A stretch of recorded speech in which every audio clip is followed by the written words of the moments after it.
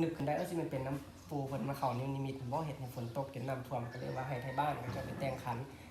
ทับจับจบเอาแม่ครูบาอาจารย์จากนั้นนำกับรถคนก็เลยว่าโอ้เห็นปฏิหารเลยว่าเห็นสิ่งศักดิ์สิทธิ์เป็นปรากฏให้เห็นแล้วนั่นก็เลยว่าพากันมากราบไหว้ขอพรบางคนก็มาขอพรเรื่องลูกเต้าบางคนก็เจ็บเป็นด้านสุขภาพทางกายบอกอำนวยหัวโมเขาบ่ฮับแล้วบางคนก็มาขอคำปรึกษาครูบาอาจารย์บางคนก็มาขอพรในหลักอะไรอย่างธุรกิจการงานเองก็จะมาขอพร